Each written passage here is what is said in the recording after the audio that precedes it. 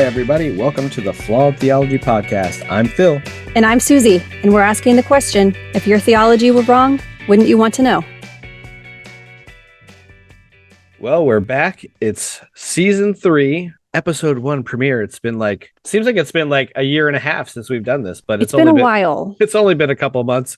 And we intended to start season 3 a little bit earlier, but 2024 is, kicked our butts. Yeah, gone off with a bang. It's been a wild few months. I don't know about you, but like my life is like exponentially busier. Like no night is a good night to do anything. like everyone's been sick, of course, on and off. Yeah. My wife's van blew a head gasket and we had to buy a new van. Oh no. Like a lot of crazy stuff going on. So I know. I wasn't quite ready to come back when we said we would, like beginning of February. I was like, I'm really not there yet. I know. I was like, yeah. But we're glad to be back. We've been brainstorming about some like fun topics, and we've got some guests and stuff that we've been talking to get lined up for this season. So hopefully it'll be exciting new stuff. One of my coworkers, as part of something that he's doing for work, asked everybody on our like team to do the 16 personalities test, which if you are not familiar with is basically like it's like an abridged version of the Myers-Briggs personality inventory, which I was a clinical psych major, so I always find like psychometric testing very interesting in general. And I had taken the full Myers-Briggs like a long time ago, and so I was like, oh, this will be interesting to see if the short version is accurate and see how it is. So it's actually very, very accurate. It's one of the most psychometrically accurate personality tests out there. I took it and I landed on basically the same personality type that I was before. I think they might have changed some of the letters around, but the description was the same. And then they kind of assign your type, which mine was ENTP, which is extroverted, intuitive, thinking, and prospecting. And I think that's changed a little bit because I used to be a ENTJ, and the J was for judging, and not as far as like being judgmental, but like looking at things in an analytical way. Oh, okay. Yeah. I think they modify that maybe because judging has kind of a negative connotation. It does, yeah. People didn't like it. The overall personality type of mine was the debater, and I was like, well, you're not wrong there, because like I love to absolutely I love to argue. Like, spot on for you. It drives my wife insane because I want to argue about everything, including with the kids, and I don't want to let anyone win any argument ever. So one of those personality types, I don't remember which one it is, but it's like, is there one that's like IFNTP or something? Mm-hmm. Okay. Yeah. That might be the one. Oh, don't quote me on this. Is that the one that says you're more likely to be an atheist? When I read this description, I was like, can't remember. This is me exactly. And I didn't take the test. I just read the description of that. Yeah. I know the I is like introverted. The N is for like intuitive, and then the F is for feeling, and then the P is prospecting. So I don't know. But it gives you a really good breakdown of like what your strengths and weaknesses are, how this personality type manifests in romantic relationships, in friendships, in parenthood, in career path. Like it's a really cool breakdown. So I'll post the link, or we'll post the link in the notes for anyone who wants to get a little glimpse of your personality. Yeah, it's pretty cool. I'll let you know next episode what I am. Yeah, I find that stuff fascinating in general because like, when you come from like the religious world, like the explanation of everything is like, oh, well, God made you that way. And then, everything is about like a spiritual gift or whatever. It's a way of like assigning some spiritual value to something that actually is explained by psychology and neuroscience, Yeah. And I feel like from the religious perspective, you are defined as a child of God, or you're an evangelist, or the head of the home, or the faith leader of the family, or whatever. And you kind of have those personalities ascribed to you by default. Right. But these kinds of tests are like, no, each one of us is unique in our own ways. And there is nothing predefined or predetermined that defines you. Yeah. And I think the closest thing in the Christian world that I experienced was like, you'd go to some seminars or something and they would have like a spiritual gifts inventory. Did you ever take one of those? No. I don't know if Lutherans really do that because I didn't even know what spiritual gifts were until a few years ago.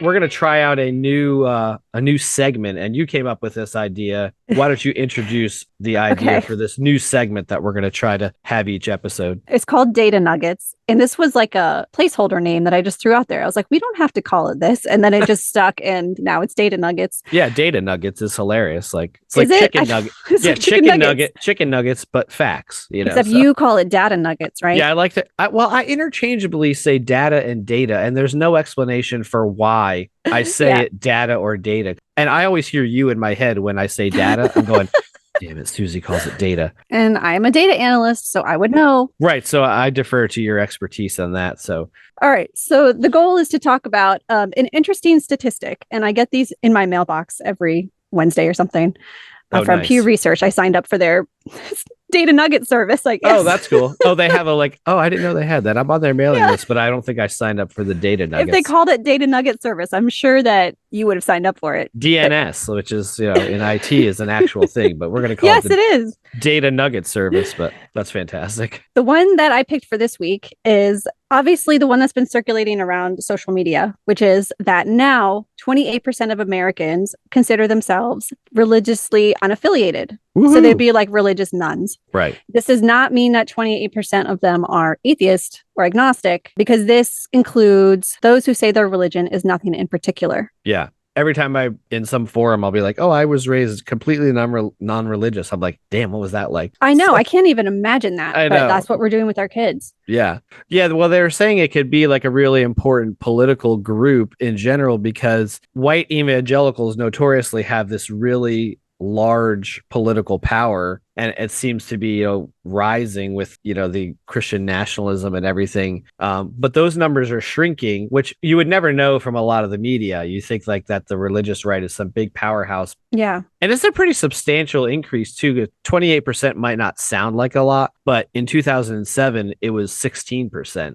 That's a pretty good jump in not a huge amount of time, so Right. So the reasons why the nuns are non-religious. 60% say they question a lot of religious teachings. 32% say they don't believe in God or higher power. And then 67% is just like disbelief / doubt / skepticism. This is not adding up to 100%. So I'm not sure how they're slicing this. Some say they don't see a need for religion in their life. Some just don't like religious organizations. Some had bad experiences with religious people. Some don't have time for religion, which is interesting, because like if I believed in God or a higher power, if I really believed it, I would make time for it. It'd be like a priority for me. Yeah, exactly. So these people don't really believe it. Yeah. That's my inference. One of the big arguments you hear for religion and faith is like, you have to believe in something. If you don't believe in God, how can you be a good person? How can you live morally without religion?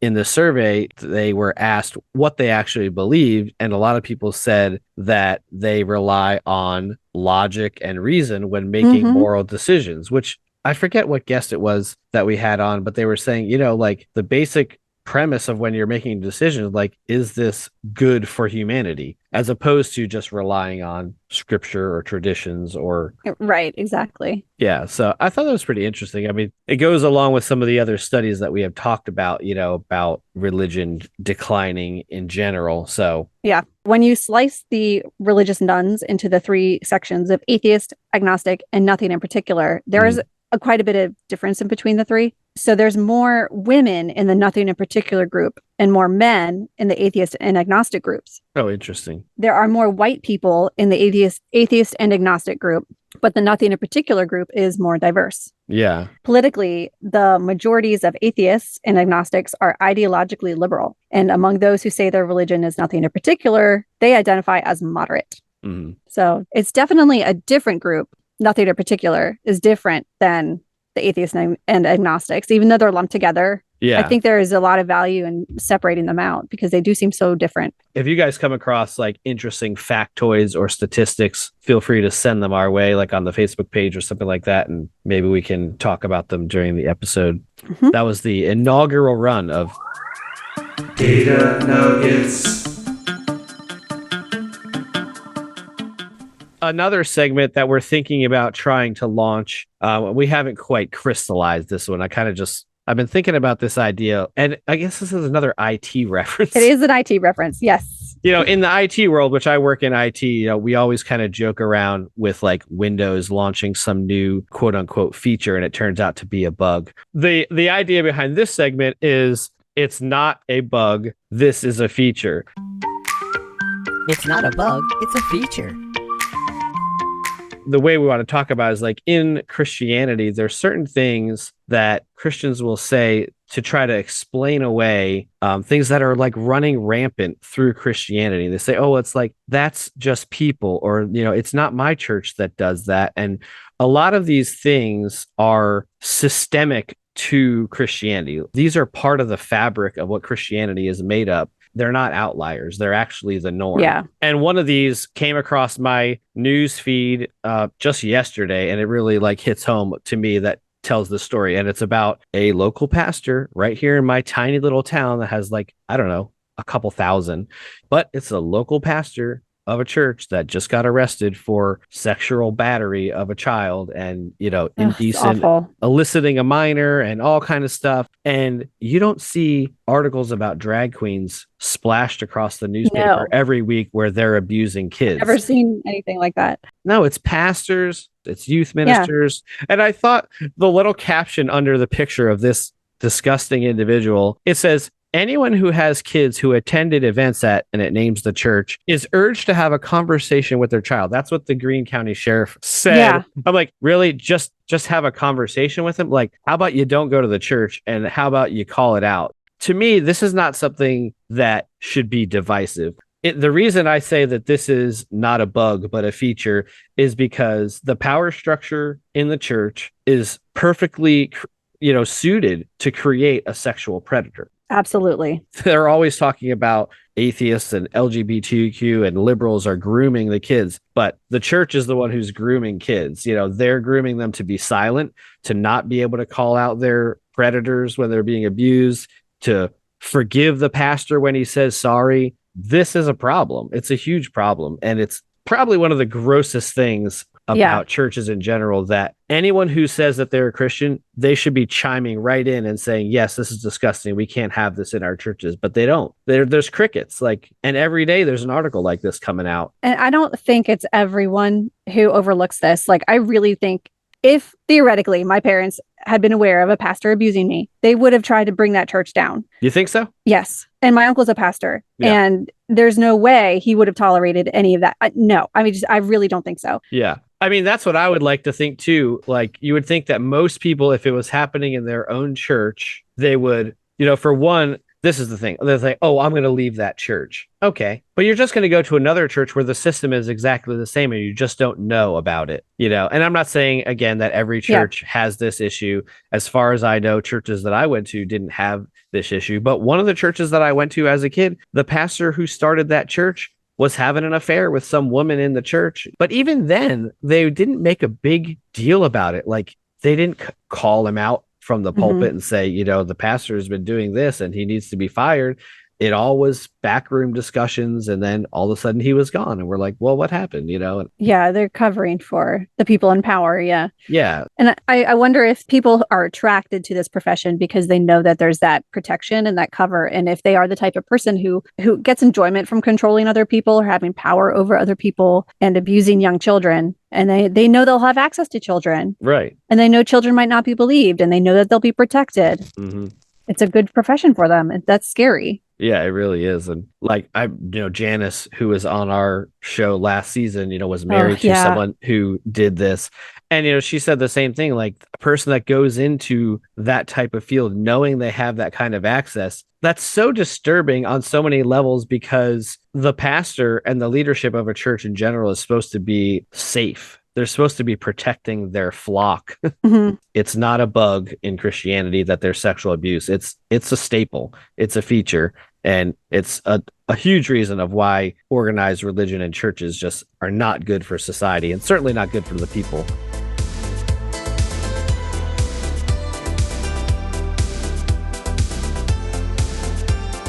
So over the break, I had the chance to talk with Stacie Grahn, who is known as Apostacie throughout the deconstruction space. I love her name. Yeah, I know. It's awesome. I told her when I talked Really to good her. name. So I got a chance to talk to her. Susie was unavailable the night that she was available. We were trying to back and forth with the scheduling, and it was very difficult. So we wanted to still share the interview with you, and where I try to bumble through the interview talking to Stacie. And it was a really fun conversation. So I think people will really resonate with her story. She's like very articulate. She's very passionate about the topic of deconversion and deconstruction and how freeing it has been for her to escape from religion. And one of the coolest things is that her and her mom deconstructed kind of at the same time. And now they have a podcast together called the Stacie's Mom Podcast, which for all of you children of the 80s know the song referencing Stacie's mom, which It's unfortunately not an because of 80s song, is it? 80s, 90s. I feel like that came out in the 2000s. Okay, Unless hold it's on. a cover for an older song. Stacie's mom has got it It's got going it going on. That's a 2000 song. Who sings that song anyway? Is that? Hold on. I don't Let's know. go to the Googles real quick. Yeah. Let's see. Well, while you're doing that, Go on. the other cool thing about Stacie is she randomly stumbled across her sister-in-law, who she didn't know was an atheist, who she found her like channel or her YouTube channel or her Instagram account or something. And she was like this atheist leader. And she had no idea her own sister-in-law was an atheist. And so she called up her sister-in-law and was like, I didn't know you were an atheist. And the sister-in-law was like, I never in a million years would have thought that you would ever deconvert from Christianity. Right. That is crazy. Okay, for the record, that song is from 2003. You're right. Yeah. Fountains of Wayne, but of course, because of copyright and she can't use the song in her podcast, and right. We can maybe sing along to it at some point. But yeah, we want you guys to enjoy the interview, and then when the interview is over, we'll come back and just give some closing thoughts. So enjoy the interview with Stacie Grahn, Apostacie.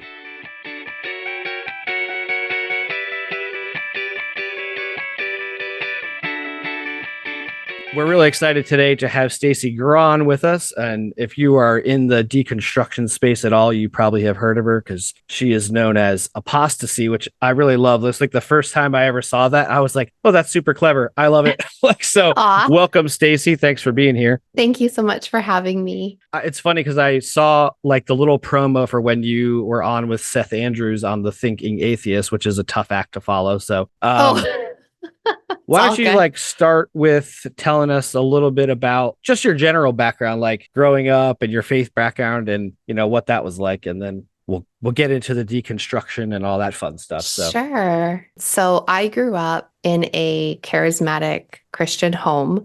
I don't ever remember not being a Christian because I was told by my mom and my grandma that I answered an altar call at like 2 years old. So I was always in church. So I don't ever remember the moment of giving my life to Jesus. I was just always loving Jesus and following him from a very young age. I believed because that was just how I was raised. Right. But then obviously I made the conscious decision as a teenager. It wasn't just like, okay, this is what I'll do because I'm being told to do it. I really did love following God. Right. And I was genuinely in it for my own reasons. Okay. Yeah. And that's a little bit different. My story is very similar. Like I was born into Christianity kind of on some level. My parents were both like kind of new Christians themselves. And then I always like to joke with my parents because I was born in November of the year that I was born. They became Christians in August, the August before. And you can tell that's not a lot of months, in between when I was born. So, I always like to joke and say, you guys are pounding the purity culture on me, but you didn't follow your own advice, No kidding. So I always think that's kind of funny. But yeah, that's similar to me where I do actually remember like praying the sinner's prayer at like age 4. And then, I feel like, I don't wonder if yours is similar. Did you have like multiple kind of like rededication experiences growing up? Absolutely. And where you're like, I'm not sure that I'm saved. I better do this again, or I'm not on fire as I should be. Was that part of your experience? Yeah. So I do remember at 10 years old, I decided I needed to get baptized. And I really felt that like burning in my chest. Right. I really felt convicted, like, okay, I need to make this decision to follow the Lord. And I meant it. And I know at the church we were attending, they required that we went to a couple of classes after the Sunday morning services, and then we had to write up our testimony. So at 10 years old, I don't really know what kind of testimony I Right. had. I think I put down that I had lied to my mom a couple of times and I felt really guilty and I asked for forgiveness. So that was basically my testimony, and I had to read Right. it in front of the church. Yeah. And so I got baptized, but then we didn't go to church for a while, and I felt really guilty about that as a preteen. Mhm. And I remember one moment when I was about 13 or 14, sitting on the bed with my mom. We were just watching TV, and I got this like really heavy conviction. Like, Right. if we were to die right now, would we go to heaven or would we go to hell? And I just was like, we need to get into church. We need to find a church. We need to go there because maybe we're not saved. Are we backslidden? Like, I was just so terrified. Yeah. And so we ended up finding a church not too much longer after that. And I was 14 and I rededicated my life. And I remember going to a church picnic and they were doing baptisms. And so I thought, okay, I'm making this decision. I'm older now. I know what it means to follow Christ. So I got baptized again because I just Right. thought at 10, what did I know? Like, Right. I'm so much smarter now at 14. Like, yeah. yeah. So from then I basically continued following the Lord, and it was at that church where purity culture was becoming very prevalent. That was in, I believe, 1998, Okay. and Joshua Harris's book had come out, I Kissed Dating Goodbye, and so that was like required reading by our Yeah. youth group, and Right. Yeah. signing those pledges about Uh-huh. staying a virgin till you're married, and so that church also, they asked me, do you listen to secular music? And I had never even heard the term secular before. And I was That's like, what is fantastic. that? And I was Right. they're like, I'm like, well, yeah, I love Spice Girls and Ah. Backstreet Boys. And so they were really into like burning your CDs and Oh, stuff. right. And so it was like the cool thing to do. And I wanted to like show how committed I was. So I got rid of all my secular music. And Right. yeah, and that was where I heard the term being on fire for the Lord. And I was, well, yeah, I'm on fire for God. Yeah. Yeah. Yeah.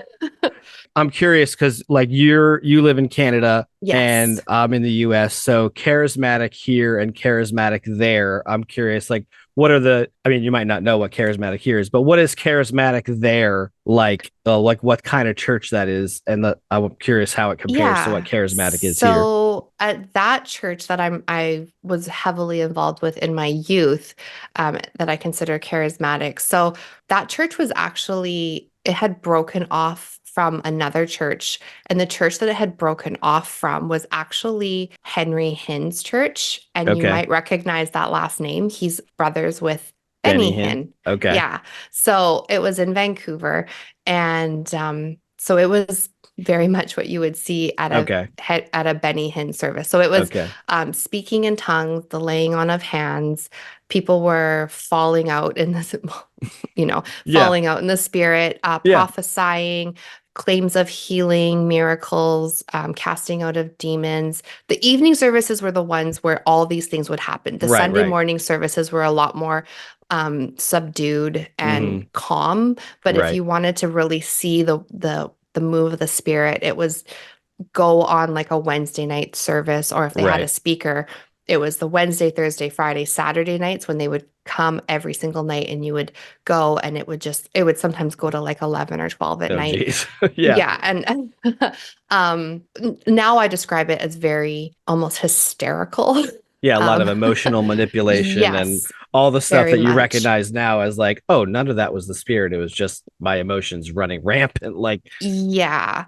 yeah. And at that time, I didn't really know about it because I was 14 or so, but since I've come out of it, I've done a lot of kind of research in that whole movement. Hmm. And I don't know if you're familiar or if any of your listeners are familiar, but there's a podcast that came out called Heaven Bent. Okay. And she is actually from Vancouver, where I grew up, and she grew up in that same movement, and she does a really good deep dive in her season 1 on the Toronto Blessing Oh, yeah. Church. Hmm. Yeah. Okay. So I listened to that when I was still a Christian, and it was fascinating to me because a lot of what our church did and how church was for us, it kind of came from the Toronto blessing. Right. And as I was listening to that, I was remembering kind of like mutterings of that at that time. So it brought back a lot of memories, and it was very much like, if you listen to that podcast, it was identical to what was happening at that church. And Okay. people were talking about how that sort of was like a revival that happened across North America. Yeah, there was like a big spawning of like that whole thing that spread like a wildfire amongst a lot of churches, and the charismatic movement got a big push from that, even in the US, like, because definitely. it's not like People Toronto's that far. No, because I believe even people like Bill Johnson and Chris Valentin from Bethel in Redding, California, they even went to the Toronto blessing to get whatever that was to bring it back. Give me some of the juice so I can bring it back. Yeah. Exactly. So it wasn't just like contained in that one church building. People were coming from all over to hopefully bring it back to their church. Right. And there's nothing supernatural about it. It was just, I feel, kind of learned behavior of right. It's like a conditioned response when you start learning about like how neuropsychology works. You're like, oh yeah, that all makes perfect sense. Like, yes, neuropsychology and neurotheology, if you look up that as well. yeah, it's very interesting. I grew up like independent fundamental Baptist. Okay. So like charismatic was like, in my world, like charismatics were like heathens, like my parents would be like, there was a huge charismatic church around the corner from like where my grandparents lived, and we used to go over there Sundays after church, and we'd have to get through the traffic at this church, right? And my parents used to just be livid about, like, they had like 20,000 people going to the church, and we had come from our teeny little Baptist church that had like 150 people. My dad would just be like, oh, look at all these goats, like, right. they're just following blindly off the cliff. They don't have the real truth, and it's so funny to look back at now, because like it's all the same bullshit. It's just like a different flavor. Like, exactly. I was being told churches like yours didn't have the Spirit, and you were dry and dead inside. Yeah. That's so funny. Like, now when you look at it objectively, you see all these different denominations, all these different flavors, and every one of them thinks they have it right. And oddly enough, they all think every other version is completely wrong. Not even like, okay, well, they're Christians or whatever. Like, some of them are like, no, those versions are completely wrong. They're going to hell. Those people, heretical. And heretical. It's like, it's so interesting. And then you look at it now and you're like, well, how could yours be the right one just because you landed in it as a kid? Right. Like, I remember early in my deconstruction phase, before I even knew what it was, I came across Rachel Held Evans. Oh. In her first book, she talked about, like, I started to question my faith because I was born in Middle America. So that's what I was taught. Like, if I would have been born Iraq, I would have become a Muslim because that's what I was taught. You start to see all these reasons to believe are not really reasons to believe. They're just where you landed. And exactly. Would you say, like, once you got to the on fire stage, were you like super in, like, were you active doing stuff in the church and the youth group? What kind of stuff did you do as a sold out believer? I was involved. That church kind of, there was some legal issues that ended up happening, and that church kind of dissolved. Okay. That happens a lot too. It does. It really does. Like, So after when I was about 15 or 16 and that church kind of sort of collapsed, we didn't go for a while, but I was still very much dedicated to God. That never changed. But then when I became an adult, so around 20, I had my own vehicle. I could get around, and I was like, I'm going to find a church, and I'm going to go, and I'm going to be faithful and go attend every week. And so I did. I found a church in downtown Vancouver that I attended. It was a huge church, like it was a mega church. So it was kind of hard. Right. But I just would go every Sunday morning by myself. And when I got married to my husband, we would attend, and we ended up going to like a weekly home group, because I was like, we should get to know other people who are our age and stuff. And we ended up making a couple of close friends. And then as we've been married for 18 years this year, and we kind of hopped around to a few different churches. And once we had kids, we got kind of settled in one church, and that's when I really got more planted if you will. Right. Yeah. In a Pentecostal church. I got involved with the women's ministry, and I went on a missions trip. This was in 2016. Okay. I got whatever classes they had. I was like, I'll sign up for that. I'll sign up for that. I'll go to that. There's Right. moms groups. I was just like, whatever I can do, I want to be involved in. So So you're like fully in. It wasn't like, a yeah, surfacey thing. And so like, no, did you and your husband meet at church? no. Is that okay? I'm just curious. Like Yeah, that's a fair in question. the Christian sects or the world, the only place that you could possibly meet a spouse is in church. It's church. That's where you're gonna find someone so you can be not unequally yoked. So here's a funny thing.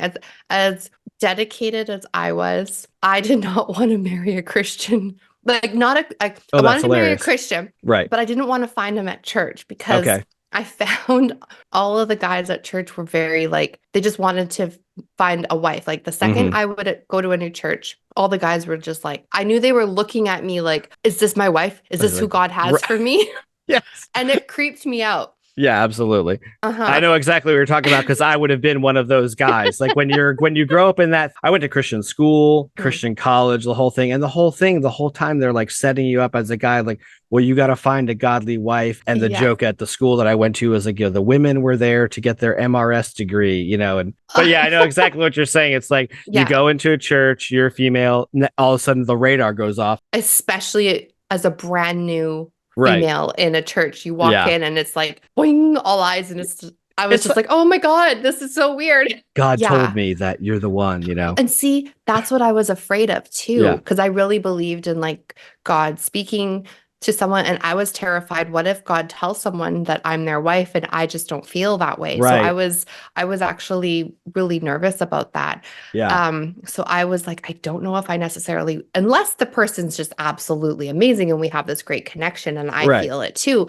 I was like, I don't know if I want to find a husband at church. So my husband and I did not meet at church. Probably a lifesaver, which is it's one of those things that's like, well, I'm glad it worked out that way, considering where you are now. Yeah, we met somewhere like completely random. But he was Christian as well, but not like creepy Christian, gunning for a wife in Sunday school. So when we met, we went on our first date. I was upfront from the beginning, like I'm Christian, and I was like, do you believe in God? Do you believe in Jesus? And he said, yeah, like I was raised going to church and stuff, but he was not like me. Like I'll put it that way. He was not like me. He was more of like a cultural, like, we go to church. We went to church on occasion and stuff. And he's like, yeah, like I believe in Jesus. Like I believe he was a historical person. And you're like, that's good enough.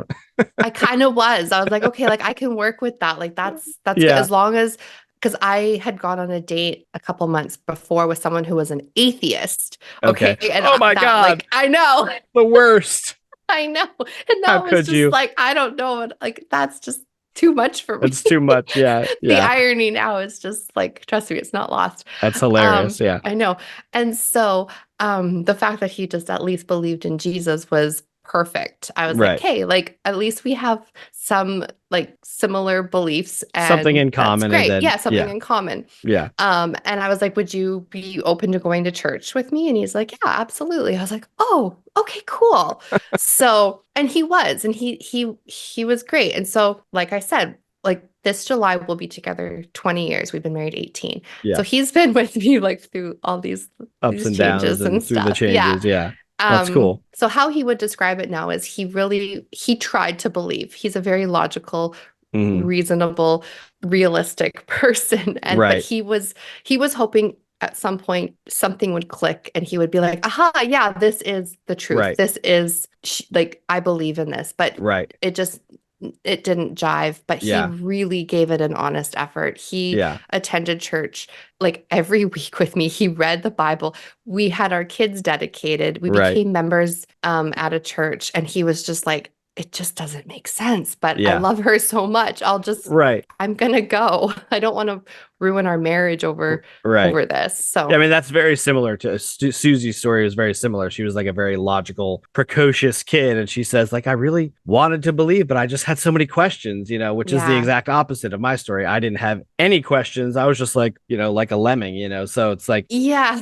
that's kind of how I was. I always find it fascinating that people come from that background of where I kind of always question, and then people like you or me that like we never questioned per se. And then it's funny because we all kind of ended up in the same place. And then Right? it's funny because, in Christian world, it's always like there's one way. And just like they said in the Bible, there's one way that went to Jesus, and there's a whole bunch of ways that you get away from them, like Yes. the wide way.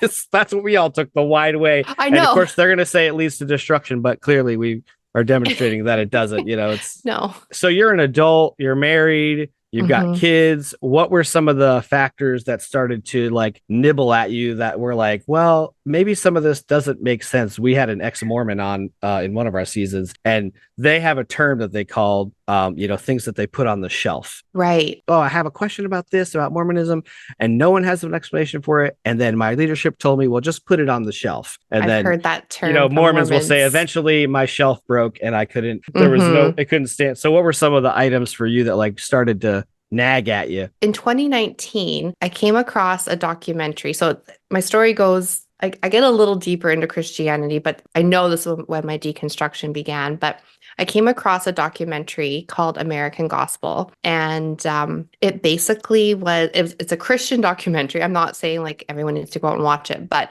Okay. it's a Christian documentary that kind of exposes the charismatic theology and the whole just charismania aspect of what I grew up in. So all the little things that I did kind of have questions about, like, okay, speaking in tongues, like, are we actually saying anything? Is this gibberish? What is this? Um, Right. they don't necessarily use the word debunk, but to me it was like debunking it. They were saying like those things were just for the apostles, those were just for back in those times. And so Okay. it wasn't it's not relevant for now. And so, or like prophecy and healings and stuff, that was all just for the biblical days. So Right. a lot of stuff that I was thinking, like, this just feels bizarre and not something that happens now, but I'm supposed to believe this. Right. I started like deconstructing those things, and I realized that all these questions that I had that I had sort of just pushed away, I was getting answers for, even though they were like still kind of leading me in the direction of like Christianity. Mhm. I was getting some answers, and I was like, okay, so I should still try. I can trust my instincts, thinking this is not really relevant right Right. now or anymore, right? So that documentary was a very heavily influenced by Reformed theology, unfortunately. So it did kind of like push me into Reformed theology for a couple of years, but I did make the decision at that point to like trust my gut. And if I had questions about anything, I was going to just allow myself to continue asking those questions. So even though I got into Reformed theology for a while, that was the start of my deconstruction, because I ended up deconstructing things as a Reformed Christian, Mhm. like the rapture. I stopped believing in that eschatology. I was like, I don't think this is real. Like, Right. that doesn't make any sense, even though Yeah. that's what I had been taught for my whole life. So I did start kind of picking away at things that I was like, this just seems ridiculous. That just doesn't make any sense. So by the time 2021 rolled around, I was really starting to dig at a lot of questions that I had. And it was in that year that I was like, I don't think any of this is real. I think this is all just myth, or Yeah. just like, I don't think it's real at all. And I finally just had the courage to toss it all away. Mhm. I actually have a friend who, she went from charismatic Christian. We met after watching American Gospel on we met on Instagram. She okay. went to Reformed theology. That's such an interesting progression too. I know. And then a couple years after that, like, we had lost touch for a while. We reconnected, and she is also completely out. It's like there's a few, like, I've come across quite a few people who have gone from charismatic or Pentecostal or whatever to Reformed, and then it's just like, and then now they're completely like, they're atheist, or they're just agnostic, but they just keep chipping away at like, wait.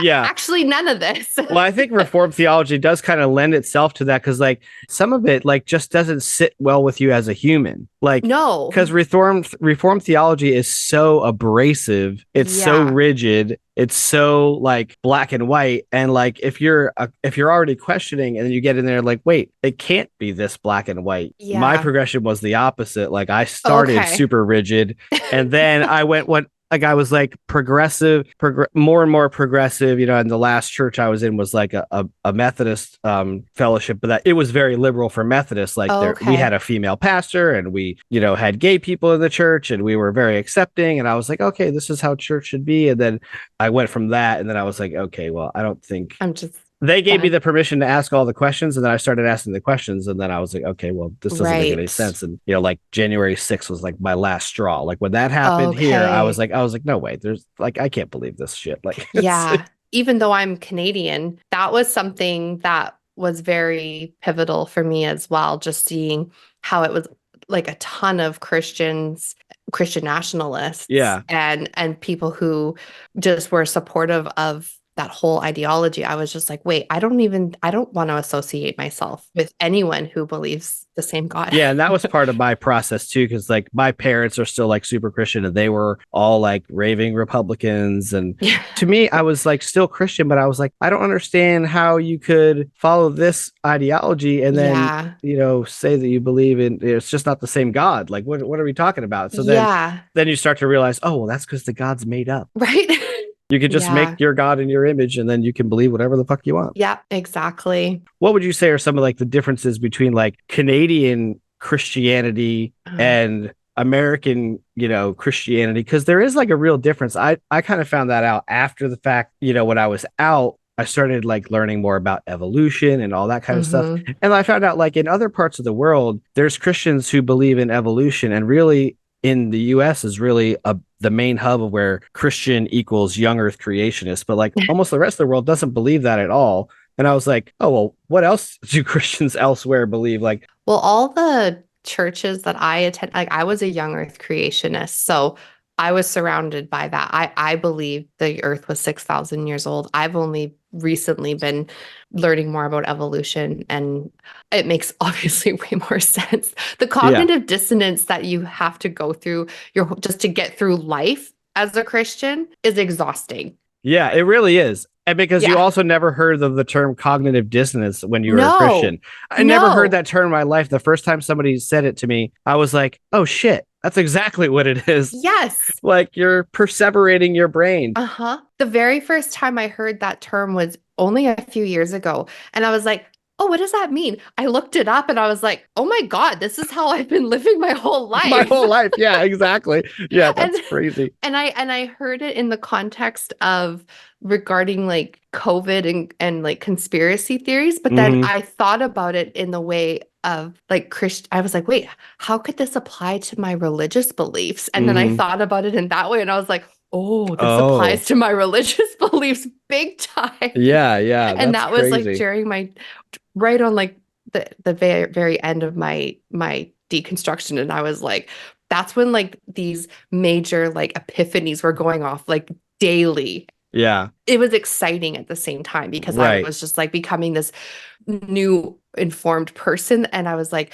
I wasn't going through deconstruction scared. I was going through it excited. Like, what am I going to learn today? Right, and how is this going to change me? Yeah, And that's cool. yeah, it was so exciting. And I was kind of keeping it to myself for a little while. The only person I was really opening up to ever so slightly was my husband, because I felt like he wasn't going to push me one way or the other, but I was like, I think he'll understand like what I'm kind of saying. And yeah. So was there like a last straw where you were like, well, that's it, I'm out? Yep, you know, there like was.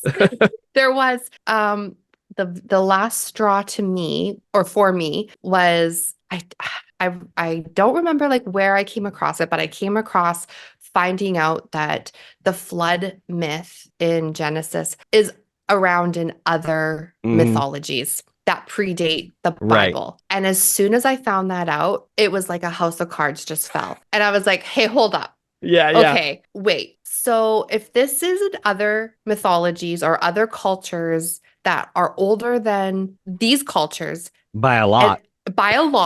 Yeah. And I was like, okay, so then that means it's not real. And if there's one lie in the Bible, then the entire thing Right. is a lie. Yeah. If there's even one lie in this thing. Yeah, because you were probably like a biblical literalist, right? You Uh-huh. believed all of it was inspired, even the Yep, stuff that didn't make sense. You're like, well, there's some explanation for it. I just don't know what it is. So exactly. yeah. And I thought God doesn't lie. So if God is allowing this in his book, I can't trust it at all. Yeah. And I just from there I just kept digging and finding out more. And I just was like, I'm in. I'm all into finding out everything I can. I don't believe this. And now I'm excited to just continue finding out everything that I've been told. Right. And then I thought, God not being real makes so much more sense It really does. to Like, my life. right. Yeah. Because like if like God is in control of everything, but everything is fucked up, there's your cognitive dissonance. But once you like take Yeah. God out of the picture, then you can say, okay, well, everything fucked up makes perfect sense. Yes. So you're like, you are fairly like recent to being like all the way out. Like, Just over 2 years of being yeah. all the way out. Yeah. Actually, when we started doing this podcast, I was trying to write down a timeline of like when, I've been like questioning for it seemed like for so long. Yeah. Then when you're out, then you like find this hard time, like, well, when did I really get out? Like, but then when you keep finding all these new things out, then that like journey just keeps going because you're like learning more and more stuff. Like when I discovered Bart Ehrman. Oh, I was just thinking of him. What, He like, was so amazing. Yeah. yeah, like, and I was like, oh, like I never heard like literally none of the stuff that are in his books I had ever learned. And the thing that really killed me about, I forget which book it was of his, because I've read a bunch of them.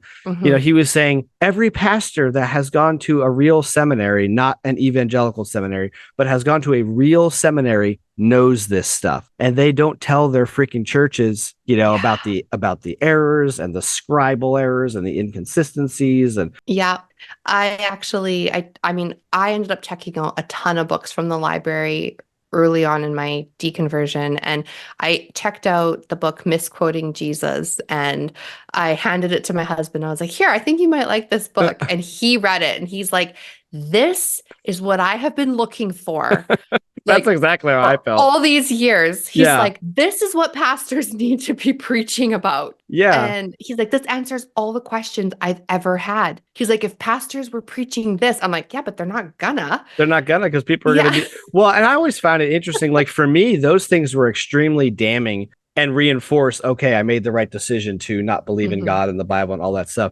But like for Bart Ehrman, he even says, like, that's not the reason I walked away from Christianity. So some people probably could hear that stuff and they probably would still stay in. Yeah. There's a Facebook group called Answers to Answers in Genesis. It's like there's people, they're basically Christians, but they believe in old earth and they believe in evolution, and they kind of just debunk a lot of the young earth creationist stuff. But I find it fascinating in there because those people all still believe the Bible for a lot of other stuff, but they're like, well, the Bible's, it's not literal when it talks about creation. And I'm like, to me, it doesn't make any sense. Like, I don't understand how you could like pull out big bricks of the wall and then just be okay with like having no foundation, but just hanging out in the building. Yeah. So when you decided that you were out, this usually tends to have a pretty big impact on people's like family life. But you are doing a podcast about your deconversion with your mom, and you say that you deconverted and deconstructed at the same time. So quick plug for the podcast, the Stacie's Mom podcast, which is, everybody knows the song, but yeah, I was watching some episodes of it recently and I'm like, what was it like to deconvert with a parent? Because like both Susie and our parents are still super Christian and they just pretend that our deconstruction didn't happen. How awesome and refreshing is it to deconstruct with your family like that? Like, it was really cool. So when I told my husband, he was the first person I told I don't believe in God. And I thought, okay, my mom and I are super close. Like, she's my best friend. And I thought, okay, I need to tell her now. I was excited to tell her. I was a little bit nervous, but not that I thought she was going to get mad at me or be disappointed in me. I was just kind of like, how's she going to take this? And she was fully in, right? Like, she was fully in with you as a Christian. Yeah, I definitely was the one who attended church regularly. She would come, but she wasn't like regularly attending like we were. Right. But she and I would always share sermons on YouTube back and forth, and we would always like, she'd be like, you know, send me what you're watching. I want to see, like, but now she tells me it's because she wanted to have something to talk about with me as far as Christianity goes. That's funny. I didn't know that. So I said to her, like, I really want to like tell you something and I need to get together with you. And she's like, okay, why don't we go for coffee tomorrow? And I was like, yeah, okay, let's do that.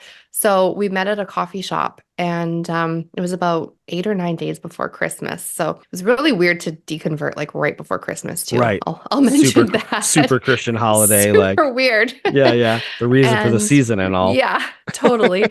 And so we met at a coffee shop, and I was doing a lot of like preamble, like I tend to do. And Yeah. she's like, can you just like get to the Get to point? the Like, point. just tell me what are you trying to say? And I was like, okay, I don't believe in God. And she's like, oh, she's like, Stace, this is how I felt like pretty much my whole life. And I was like, wait, what? Oh my God. And she's like, That's wild. she's like, I have been trying my whole life to just believe, but she's like, I'm just terrified of hell. Like, I am so scared of hell. Like, what happens if we go to hell? Like, that was her biggest hang up. She apparently had really had a hard time believing in God since I was a little kid, but she was just Interesting. going through the motions and just trying so hard to just like get it to click, get it to work. But she had more of a belief and fear of hell than anything else. And Okay. even still, she'll kind of get this grip of like, wait, oh my God, What happens if there's hell? what Like, if we're going to go to hell? yeah. So when I told her that, it was like this big dam opened up, and we were able to just like be like, wait, what? Like, I said to her, I'm like, is this why like you would always sit during praise and worship? And she's like, yes. I'm like, is this why you were always like, you didn't want to go to church on Sunday? She's like, yes. And I'm like, is this why you were like come up with excuses? But she presented really well as a Christian. Right. She fooled me, and I'm the closest person in her life. Right. So she really, really, really like, she was trying hard to like walk this walk. And yeah, as soon as I told her, she's just like, yeah, no, I have not believed for a long time. I've just really been trying to force to this. toe the line. Yeah. To toe the line. Yeah. And I think that's probably what like a lot of people do, because there's a huge amount of anxiety and fear. You know, if you've been living this way your whole life, and your social circles and all that stuff are all tied up in that belief system, like, and then you're like, oh, well, is everything going to fall apart? You know, when I start telling people I don't believe in God anymore. And sometimes it does, you know, like that's a very real and valid fear. One thing she said was, she goes, I would come and kind of like test to see how strong of a belief you had. She's like, because she wanted to kind of tell me at certain times, but she's like, she goes, don't you remember me coming and being like, so when you pray, like, do you really believe that your prayers will be answered or that God hears them? And I'd be like, yeah, absolutely. And she's like, oh, okay. She was really hoping you would say, well, not really. Like looking for a little crack in the armor. Exactly. And there were times where she would say, like, I don't really think I'm going to go to heaven. And I'd be like, oh my God, yes, you are. Like, and I always had a full like belief that I would. I had no hesitation. And she's like, yeah, no. And I'm like, you're going to be there. What are you talking about? Like, I had no idea that she was struggling. You're muted. Oh yeah. You just assumed that she did too. Like, yeah, I was trying to reassure her, like, no, what are you talking about? Yeah. Like, yes, you're going to be there. So, so then when I revealed this to her, and then we were honestly talking, I was just like, oh my gosh, I'm so sorry. Like, I did. And she also was like, if this is true, and I am, and like her be like, if she was wrong, she didn't want to damage my faith and pull me out of it just because of her disbelief. Right. Yeah. Which just shows you how deep that indoctrination is, you know, like even though if she thought it wasn't true, she was like, well, I'll let her believe it. Like, just in case it is. Like, that's what shows you how fear-based that kind of belief system is. Like, it's just rooted in fear. Like, exactly. And there was even a time where I really like in 2019, I had a moment. I was just talking to my husband about it last night, but I had this like real moment of clarity where I was sitting all alone. Kids were at school. We had a new baby. He was asleep. My husband was at work. And I was just really thinking about it, like honestly, like the whole Christian belief and the Bible and everything I was supposed to believe. And I was just thinking, this just sounds ridiculous. Like if I wasn't raised in this, I really Right. don't think I would believe this. And I ended up thinking about like, okay, but our kids are in a Christian school. All their friends are involved in that school. Like if I was to stop believing and say this, I wouldn't want them to go there anymore. It would disrupt their lives. Like I was just going through like Right. how it would change All the everything. ramifications. Yeah. Yeah. And I was saying to my husband, I'm like, it's like kind of that sunk cost fallacy where Mhm. you've invested so much. It's like, okay, well, now what? Like, I'd Right. have to almost start all over again. Right. Which is terrifying on some level, like, especially Yeah. depending on the age of your kids and like how involved they are and what, where they are in their own like faith journey too. You're like, well, I'm not making this decision in a vacuum. Like, Yeah. that kind of leads into like a pet peeve topic of mine. Some of the things that people say to try to like explain away deconstruction and deconversion. And like one of the ones that like drives me insane is the like, well, you never were a real Christian one. And so like you had just posted about something about this. I'm not sure. I screenshot it, so I Yeah. don't have the date of when you did it, but you're like, So, when someone tells me you are never a Christian because I'm an atheist now, and then you list off all the things that you did, like your resume, of mhm, like, here's the ways I know like that I was truly a mhm. believer. How do you feel about when people say that? What's some of your responses to that? You were never a Christian. Okay, one, it really ticks me off because it's like, no, like you don't get to say that. I find it kind of offensive because no, I was dedicated. It was my entire life. At one point, I probably would have died for my faith. That thought had crossed my mind. If you grew up in evangelical Christianity, Mhm. you were basically told like you might get martyred for Jesus. Right. Like Or you should be willing to. Like, you should be willing to. yeah, That's what I'm, yeah. Especially like I remember when Columbine happened. Like that was when that thought really was like solidified in my head. yeah, Like, okay, there might be a chance where I'll have to be martyred if that ever happened. So, right. and I was willing to do that. Normal people don't have to think about that for. Right. There's very few things that a normal person thinks about, like, what would I have to die for? Yeah. Like my children, sure, to protect them. That's an actual real thing. Not you wouldn't just Mhm. die because I believe something about them. Like, Exactly. yeah, So it bothers me, but it's not like I get all uptight about it. It was more of like proving a point. And then when I did make that post, I posted it on Threads as well. A lot of people were like, well, those are just things. Like you can't just mhm. do things. And I'm like, uh, okay.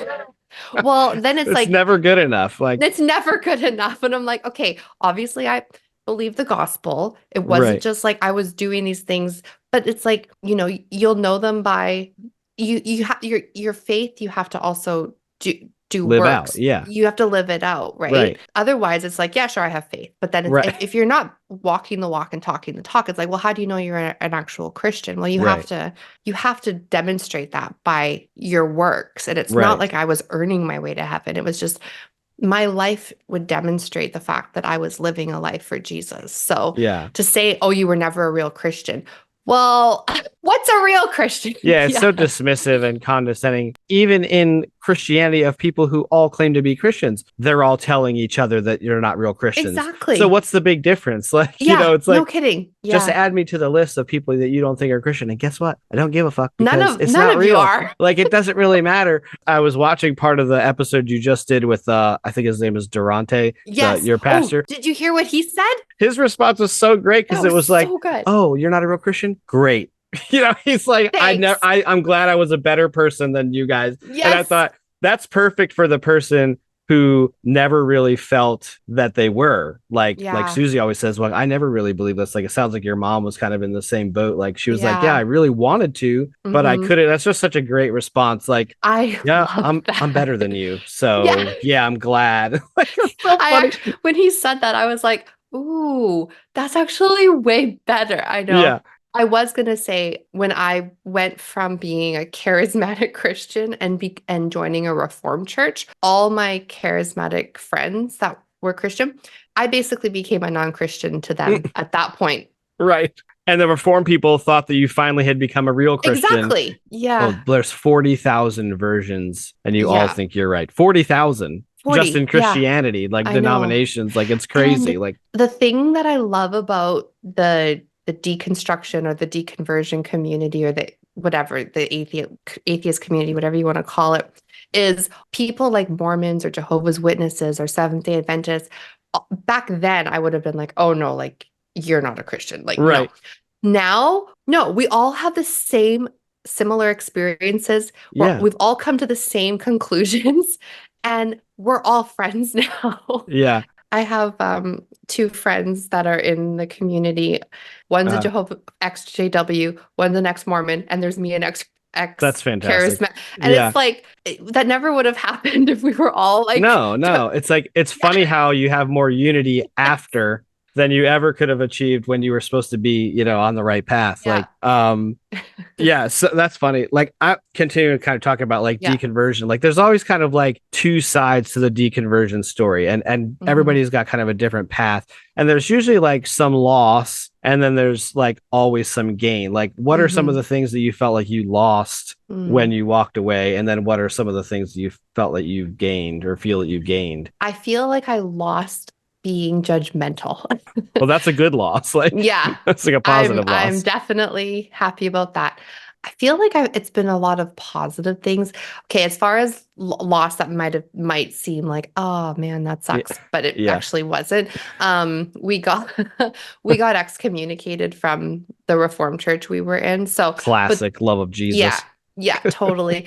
So and like friends that were a part of it, which is fine. Like I'm actually like totally okay with that because what I've gained since leaving Christianity has been way better. The community that I've found and have been welcomed by, I've never felt more accepted in my entire life. And the fact that I now feel like I have friends all over the place. I mean, it's mostly from online and YouTube, but it's so incredible, this community. So I can't even really count it as a loss, to be honest.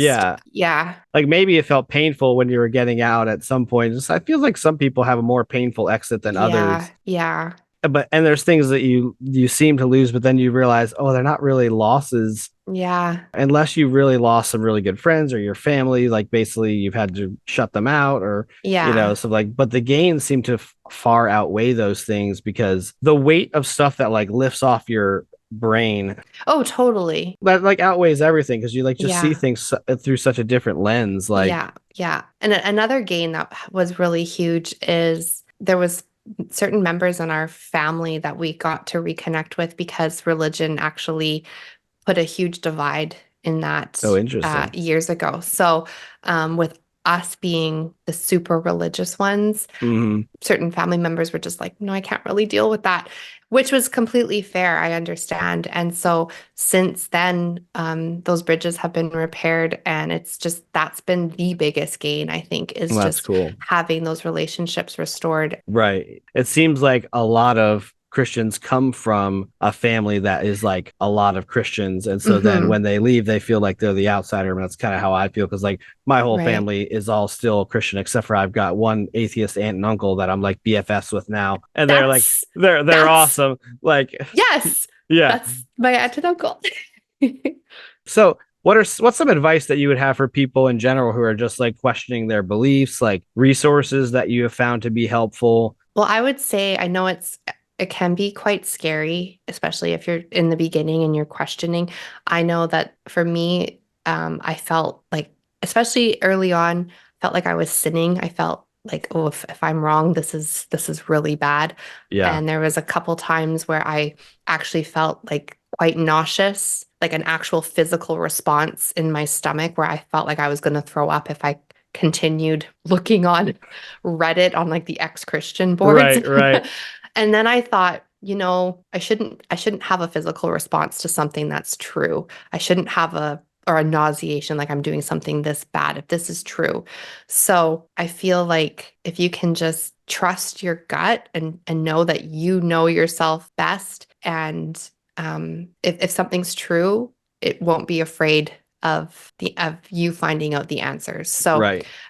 push through that. Yeah. And the other thing is, I mean, if you want to go to someone who you spiritually look up to, but I really think if you are going to go to like your pastor, they're just going to circle you right back to what you've always been told. So Right. I would sort of avoid that path. I think if you do want resources, recovering from religion is an amazing resource. They're not gonna steer you to a completely deconverted route. They're gonna just help you with those questions that you're struggling with. So recovering from religion is an amazing resource. If you want to just watch podcasts or listen to podcasts, The Thinking Atheist is amazing. Seth Andrews. Yeah. And if you want to call in and talk to test your theories, then I recommend calling the line. Yeah. Yeah, Matt Dillahunty. Yeah. I love when people call into that show and they think they're gonna like come off like with such wisdom, and then Matt just destroys them. But if you are honest and you answer the questions honestly and you're genuine, you're just be honest and answer directly. Yeah. They want to help too. If you can really start to examine like why you believe things are true, which is something that show really focuses on, like here's why this is true, like, and street epistemology is the same way. Watching I was those gonna videos. say street epistemology with Anthony Magnabosco. That's another so good, really great channel. So there's a lot of great resources. There really is. It's so you can't even collate them all because there's so much out there. Like also Mindshift, Brandon from Mindshift. He's another fantastic channel on YouTube. There's just so many. There's so many. Apologia is really good. I was gonna say Apology. He's great. That's really good if you want like explanations of like why stuff in the Bible just isn't true. Like yeah. Well, awesome. Well, tell people where they can find you on the interwebs and elsewhere and all that good stuff. So my mom and I do have a podcast on YouTube. You can go to the Stacie's Mom podcast, and it's Stacie with an IE. That's our channel. And I also host on Tuesdays. If you go to Skeptic Haven on YouTube, I co-host with my really good friend David McDonald from Deep Drinks podcast. We co-host the show Secular Soapbox on Tuesdays. And nice. Okay. The last couple shows we've done, we've talked to like Dr. Kip Davis and Dr. Jennifer Bird, Derek Lambert. We kind of dive into more of like the scholarly type discussions. Oh, that's cool. Yeah, sometimes we'll do like deconversion type things, but we tend to do a little bit of like a deeper into like biblical scholarship type. Oh, that's stuff. cool. That's very interesting. David's great to have with that because he's good with that. Yeah, that's cool. I didn't know. I learned a lot. You have Instagram and X, and it's all just look for Apostacie with Stacie, Apostacie. Yeah. You'll find her on there. Thanks for being here, and we'll hopefully talk to you again soon sometime. Yeah, thanks for having me. Thanks for listening to this episode of the Flawed Theology Podcast. We are glad to be back for season 3, and we hope that you'll enjoy the new segments. Join us on our Facebook group, which is called Dangerous Questions, and follow us on the various social media platforms. We're on Facebook, we're on Instagram, we're on X, which is Twitter. I just feel weird even calling it X, which is just bizarre. I know. It's just a letter. Yeah, it's just strange. You can also listen to the podcast on YouTube and also all the other major podcast platforms. I do that all the time. You did that before. I say plodcast. Yeah. I feel like maybe we should coin that term and make it real and see if we can get it to catch on. The Flawed Theology Plodcast. Plodcast, where you because we just plod through it, even though we don't know what the fuck we're doing. Data nuggets. Yeah, whatever. What, did you make a chicken noise? I was gonna go into a lead guitar solo there, like. Oh, I thought you were like. Or we could do a chicken sound. I mean, that makes sense with data. I guess. Nuggets. Yeah, we might not need to come up with a jingle. We're just gonna like sing. We just did. Yeah, we're just gonna sing the jingle of like bad sounds that we know how to make. So.